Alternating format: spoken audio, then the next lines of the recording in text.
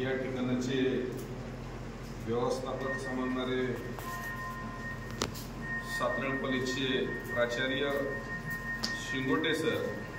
Sopanrao Shingote sir यांनी आज आपल्याला हे संपूर्ण व्यासपीठ उपलब्ध करून देत असताना खऱ्या अर्थानं ज्यांच्या मार्गदर्शनाची खरी गरज ही शेतकरी वर्गामध्ये नुसती नगर जिल्ह्याला नाहीये, नुसती महाराष्ट्राला नाहीये, तर जिथं जिथं डाळिंब पिकतंय त्याच्यामध्ये राजस्थान असेल, गुजरात असेल, कर्नाटक असेल आणि मध्य प्रदेश असेल, या माझ्या प्रचलित म्हणजे माझ्या माहितीप्रमाणे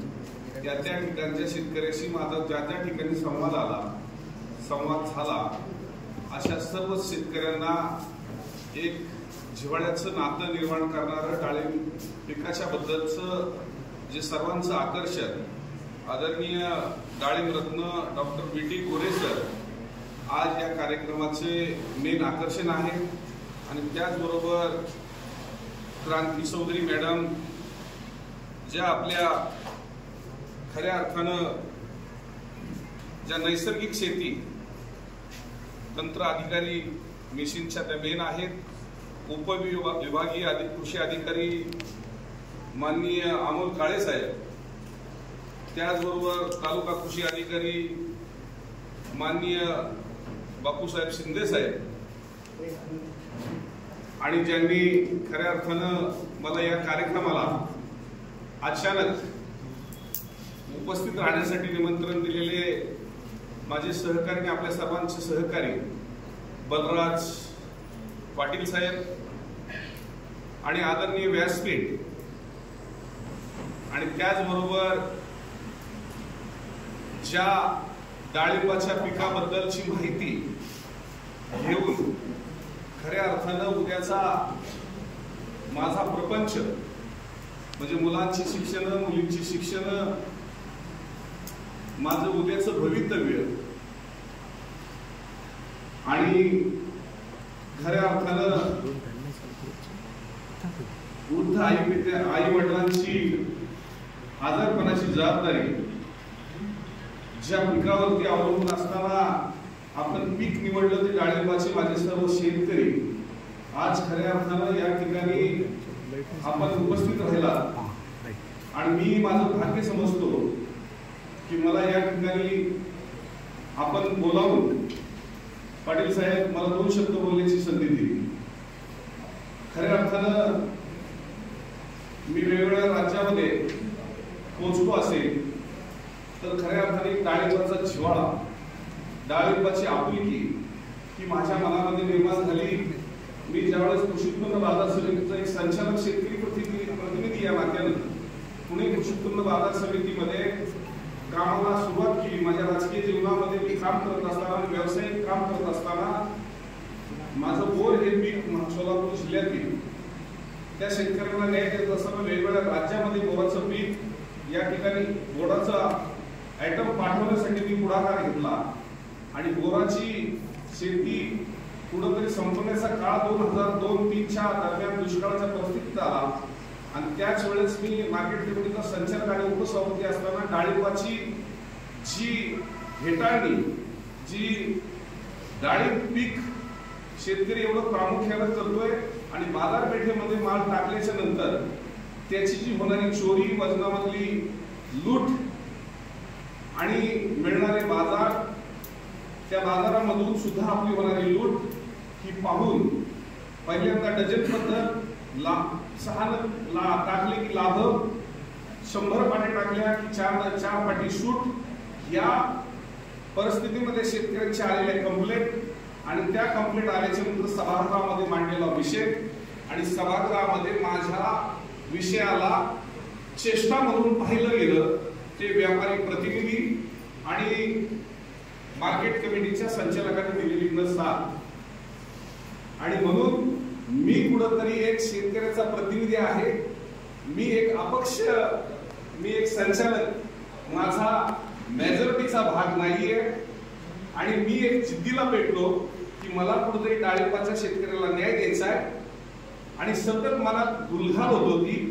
की मेजॉरिटी मधल्या पॅनलचा मी प्रतिनिधी नाही, मला कोण साथ देत नाही आणि व्यापारी प्रतिनिधींच्या माध्यमातून त्या व्यापाऱ्यांनी सांगितलं की ही रूढी परंपरा आहे, याचा बदल सहजासहजी होऊ शकत नाही आणि अशा परिस्थितीमध्ये मी पेटून उठलो की मी डाळिंब पिकाला कुठेतरी न्याय देईल, डाळिंबाच्या भविष्याला कुठेतरी साथ देईल आणि अशा परिस्थितीमध्ये माझ्या प्रवासाची झालेली सुरुवात। आणि मला डाळिंब कशाला म्हणतात हेही माहित नव्हतं, मला फक्त गणेश डाळिंब ही व्हरायटी माहिती होती आणि त्या गणेश डाळिंबालाच भविष्यामध्ये आरक्ता, मृदुला, भगवा ह्या व्हरायटी कशा ओळखाव्यात त्याचं सुद्धा ज्ञान असणार, पण एक आडत्या या नात्यानं घेतलेली एक जिद्द मनामध्ये सुरुवात 2007 मध्ये करत असताना 2003 चा उपसभापतीचा काळ आणि 2007 पर्यंतचा 4 वर्षाचा काळ, जसा आज काही जणांनी या ठिकाणी डाळिंब लावलेला आहे, काही जणांनी डाळिंबाची लावण्याची मनस्थिती तयार केलेली आहे आणि काही जणांनी जुनी शेती केलेली आहे, अशा पद्धतीचे आपण शेतकरी आहात, अशा शेतकऱ्यांना कुठेतरी न्याय द्यावा अशा पद्धतीने मी 4 वर्ष प्रयत्न करत असताना वेगवेगळ्या मार्केटच्या अभ्यासानं मुंबई असेल, पुणे असेल, नाशिक असेल, सोलापूर असेल, पंढरपूर असेल, वेगवेगळ्या ठिकाणचा गोरे साहेब मी अभ्यास केला आणि ज्या वेळेस अभ्यास केल्याच्या नंतर ज्याच्यात आलेल्या अडचणी पाहता या शेतकऱ्याला कुठेतरी न्याय द्यावा या भावनेतनं मी पेटून उठलो आणि पेटून उठत असताना 200 कॅरेट पासून केलेली सुरुवात आणि 200 कॅरेटला माझा 250 स्क्वेअर फुटाचं दुकान आणि त्यानंतर या भागामध्ये ज्यांनी मला वाटतं मस्के काहीतरी महाबळेश्वरला जो डेअरीचा हे आहे जिथं प्रशासक म्हणून विजय देशमुख साहेब आले होते, विजय देशमुख साहेबांनी मला एकच साथ सांगितलं, तुमची पद्धत योग्य आहे, तुम्ही नाशिक सारखा व्यापार चालू करा, पुणे बाजार समितीमध्ये उपसभापती नंतरचा कार्यकाल प्रशासकीय जरी होता, तुम्हाला जेवढी जागा लागेल तेवढी मी तुम्हाला उपलब्ध करून देईल, एकच अट आहे, नाशिक सारखा बाजार तुम्ही या ठिकाणी निर्माण करा। आणि मी जिद्दीला पेटलो, 2000 स्क्वेअर फुटाची जागा मला त्या ठिकाणी मिळाली, 2000 तशी जागा मिळाली, 250चा 2000 झाला आडते असोसिएशनने केलेला विरोध आणि आडते असोसिएशनने केलेल्या विरोधाच्या नंतर प्रशासक साहेबांनी मला जी दिलेली साथ, त्यानंतर आलेले पुन्हा प्रशासक शैलेशजी कुतमिरे साहेब यांनी माझे बघितलेली ओळख शेतकऱ्याबद्दलची आपुलकी, पुन्हा मला ज्या जागा दिल्या त्याच्यामध्ये 5000 स्क्वेअर फूट, कालांतराने 10000 स्क्वेअर फूट, कालांतराने 20000 स्क्वेअर फूट आणि मी एक जिद्द केली होती की ज्या दिवशी मी डाळिंब विकायला चालू केलं त्या दिवशी मी 2000 कॅरेट पहिल्या वर्षी विकेल, कालांतराने मी 10000 कॅरेट पर्यंत जाईल आणि 10000चा टप्पा माझा 1-2-3 वर्षामध्ये पूर्ण झाला। आणि तीच परिस्थिती नामदार हर्षवर्धन पाटील साहेबांच्या इंदापूर कृषी उत्पन्न बाजार समितीमध्ये डाळिंबाचं मार्केट 2013 मध्ये चालू होणार होतं, त्या ठिकाणच्या सभापतींनी मला आग्रह केला आपली फर्म या ठिकाणी असावी आणि मला त्यावेळेस एवढा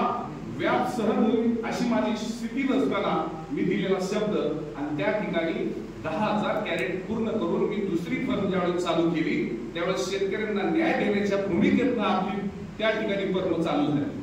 खरा हा प्रवास हा खडतर प्रवास आहे आणि या प्रवासाला ज्यावेळेस एखादा चांगल्या पद्धतीने काम करतो त्यावेळेस त्याला विरोध करणारे सुद्धा भरपूर व्यक्ती असतात आणि त्यातलाच मी एक जिद्दी माणूस होतो आणि मला काहीतरी डाळिंबामध्ये क्रांती घडवायची आणि कालांतराने पवार साहेबांच्या हस्ते मला जसा गोरे साहेबांचा अभिमान आहे की त्यांना डाळिंब रत्न पुरस्कार मिळाला तसा मला पवार साहेबांच्या हस्ते व्यापारी डाळिंब रत्न पुरस्कार महाराष्ट्राचा मिळू शकतो।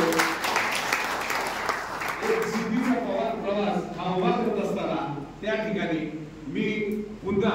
ज्यावेळेस 6 महिन्याचं शेड्यूल या ठिकाणचं उधारीचं व्हायचं, करोडो रुपयाच्या उधाऱ्या माझ्या अडकायच्या आणि इथला व्यापारी आपल्याच पैशावरती राजस्थानला जायचा, गुजरातला जायचा आणि आमच्या भांडवलामध्ये कुठेतरी अडचणी यायच्या म्हणून केलेला प्रवास पहिल्यांदा राजस्थानचा आणि राजस्थानमध्ये जीवानामध्ये साहेबांनी सांगितलं गोरे साहेबांनी की त्या ठिकाणची परिस्थिती पाहता की त्यांनी 1500 लोकांचा जो कार्यक्रम घेतला आणि तो जो पहिला सेल हॉल तो 1.5 ते 2.25 एकराचा सेल हॉल आणि तोही भरून 500 ते 600 ट्रॉली ट्रॅक्टर उभी राहण्यासाठी 9 एकरातलं ते मार्केट हे माझ्या आयुष्यातलं स्वप्न होतं आणि एक गाव वसवलं त्या ठिकाणी कमीत कमी 1000 लोक 1000 ते 1500 लोक दररोज वास्तव्याला असतात अशा पद्धतीचं मार्केट उभं केलं आणि तसंच आपण गुजरातमध्ये भुजमध्ये कच्छ जिल्ह्यातल्या भुजमध्ये मालपूर गावामध्ये दुसरं मार्केट होती आणि खरी खंत होती. ज्या वेळेस आम्ही तिकडे गेलो तेव्हा महाराष्ट्रातले सगळे व्यापारी मला जॉईन झाले आणि नाशिक हे हब होतं. नाशिक मधला व्यापारी जेव्हा जोडला गेला त्यांनी सांगितलं साहेब सर शेठ आपण तिकडे आम्हाला जॉईन केले पण आमची खंत आहे की नाशिक मध्ये आपलं मार्केट असावं आणि नाशिक मध्ये मार्केट असावं. परंतु माझे गुरु बापूसाहेब पिंगळे खऱ्या अर्थानं त्यांनी मार्केटला डाळिंबवाल्याला खऱ्या अर्थानं न्याय देण्याचं काम त्या काळात करत असताना फक्त पद्धती वेगळ्या असतील. परंतु जर ते मार्केट झालं नसतं तर मला असं वाटतं की डाळिंबाची लागवड वाढली नसती आणि डाळिंबाची लागवड वाढली नसती तर आज ह्या मेळाव्याला ते स्वरूप आलं नसतं. आणि म्हणून डाळिंबाची लागवड जेवढी महत्वाची तेवढी मार्केट महत्वाची. आणि म्हणून राहता कृषी उत्पन्न बाजार जसं मला बापू साहेबांनी तयार केलं तसं मी राहता कृषी उत्पन्न बाजार समितीमधल्या माझ्या सर्व सहकार्यांना बरोबर घेऊन राहता बाजार समिती ही उभी केली त्यातल्या डाळिंबासाठी. त्यावेळेस नामदार विखे पाटलांनी सुद्धा मला त्यावेळेस आमंत्रित केलं होतं आणि त्यानंतर इंदापूर मधलेही सुद्धा त्यावेळेच्या आडत्यांना उभं केलं. माझं एक स्वप्न आहे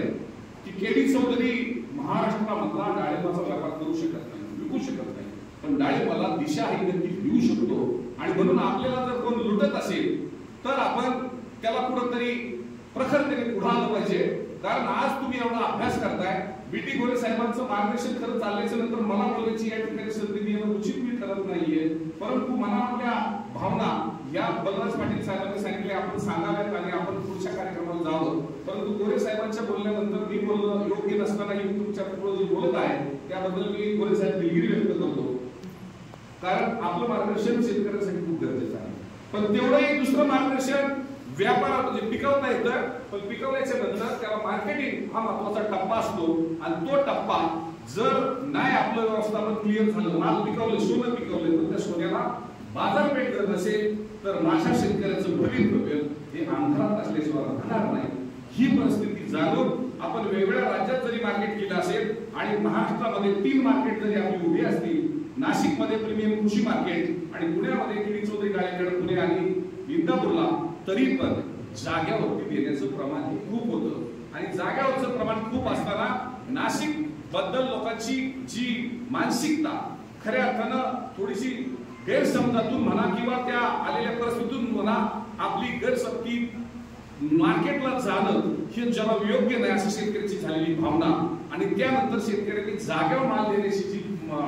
विचारायची केलेली पक्की गाठ की आपण जागेवरच द्यावं. माझं कुठल्याही मार्केटची स्पर्धा नाही. माझं जागेवर देताना होणारी लूट ही थांबवावी आणि त्या लूटमध्ये शेतकऱ्याला योग्य तो न्याय मिळावा. आणि म्हणून मला अभिमान वाटतो की आज डॉक्टर शशिकांत पनाळे साहेब या ठिकाणी बसलेले आहेत. परवा दिवशी त्यांनी मला 2 तारखेला 3 तारखेला फोन केला, शेठ मी तुमचा शेतकरी आहे, पूर्वीचा सभासद आहे, मला माझ्या बागेमध्ये